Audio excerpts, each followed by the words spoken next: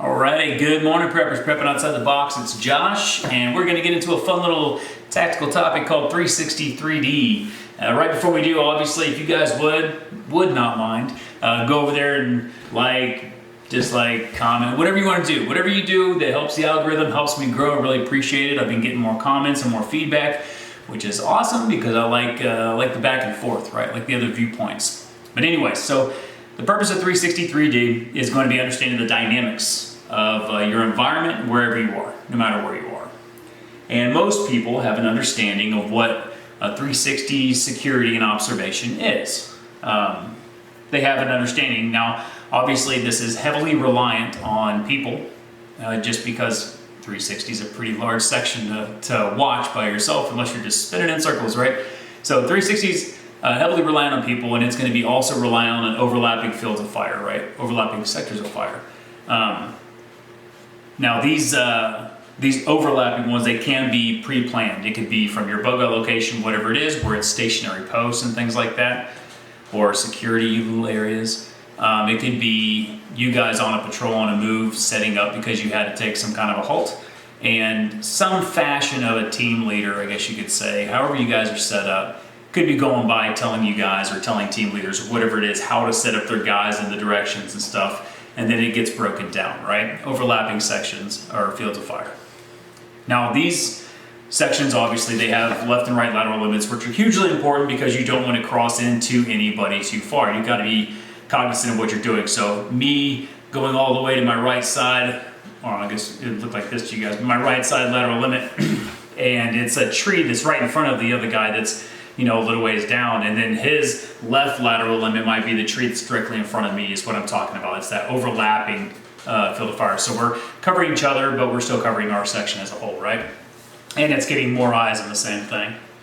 Anyways, they're heavily important so you don't go over, you don't harm somebody, and you're paying attention to your section. And getting into that, don't get sucked in if you are in the middle of something and some fire breaks off and things like that, some contact happens, don't get sucked into a fight.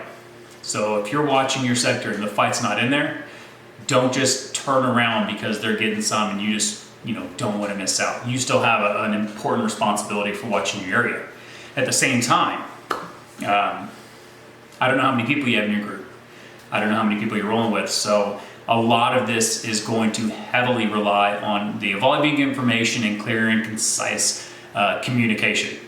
So if you're in a team of 4 and you guys are your 360 3D security, you might have to turn around. You might have to change your limits and things like that. A lot of it's on communication. So always be aware of what's going on. Always be clear in your communication so you guys don't get hemmed up, right? But anyways, let's move along. So side note, we talk about left and right lateral limits. Those can also obviously go up and down depending on what you're doing. Say you're up in a high post, you've got overhead clearance, which is obviously going to be your high lateral or your high limit, right? And then you've got your low, which is going to be possibly, maybe you've got things happening, down on the ground or whatever, and you don't want to go too far and hit your own guys or hit livestock, whatever it is. You don't want to hurt some of your own. So you'll have limits for things like that too. Knowing what's underneath you and above you and all that. I want to get into the 3D part of it. The part that's not, I know some understand it, but not widely talked about. So everyone can get a basic understanding of get out, get in a circle, look outboard, right? But the environment, although it's 360, doesn't just go around in a circle. It also goes straight up and straight down and in depth, right? Consider urban environments. So you're going around, excuse me, walking down the street and things like that, and you've got multi-story buildings.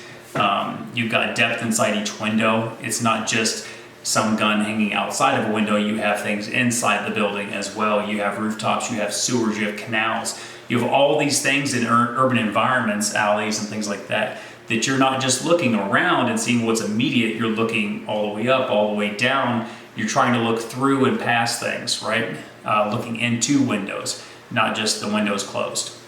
But anyways, so that's the in-depth part. That's that 3D part. You're looking at rural areas and you've got trees. that go all the way up. You've got bushes, you've got creeks, you've got all these different types of terrains and hills and all this kind of stuff. So you're not just, again, looking around 360 what's immediate. You're looking all the way up, you're looking all the way down. You've got to pay attention where you're walking, so that 360 security observation also goes to tripwires and things buried and traps and things like that. So you're not just looking for people, you're looking for things, right? You're looking for stuff out of the ordinary. Going back to situational awareness, the 3D part's a huge part of that. So it's not just me turning in circles and going cool, it's me understanding what I'm looking at and looking further into it, right? So just a little bit on that. And then a big part of it too. So you got the ruler, you got the urban area. Now what happens if you go inside of a building?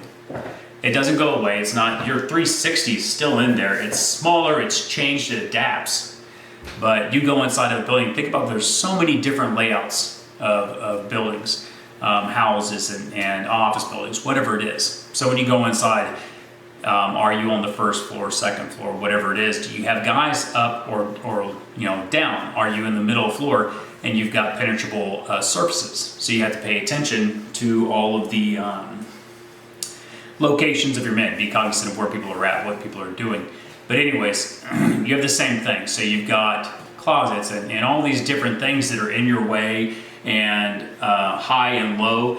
That's why you always have somebody when people are clearing rooms and stuff that's always checking high and checking low, depending on where you're going in at. That's a whole nother kind of class or whatever. And a lot of that, I highly recommend if you could find an instructor to teach you room clearing, things like that. It's very beneficial. Now, it's super, super dangerous in real life.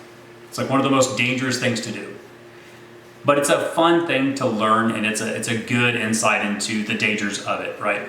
But anyways, so we're looking at 360 3D in all aspects, urban and rural and inside of houses, because nothing really changes. That whole aspect of just because you're looking straight out and around and see no danger doesn't mean that there's something you can't trip on, hurt yourself on, activate, or something up top that's looking down at you with a gun, right?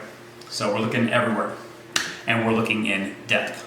We're looking through windows, through doors. Anyways, that's a quick skinny on it, right? 360, 3D, just remember, it's not just your X and Y axis, it's your Z, right? And you're going in depth in things. You're not just looking at the face of things, you're looking through things, right? So that's your 360, 3D security and observation. If you have any comments or questions, please throw them down there. I'd love to go back and forth about this. If anybody has any good viewpoints or anything, throw them down there. I'd love to talk about it. But anyways, I've got to get ready because I got some streams coming up here. Well, not me, but ones I want to watch, like Prepper Now, and the interview with Andrew Julian, Prepping for Life on the Angry Prepper, which I don't want to miss any of those. So I'm going to get off here, get some work done before that happens, and I will see you guys tomorrow.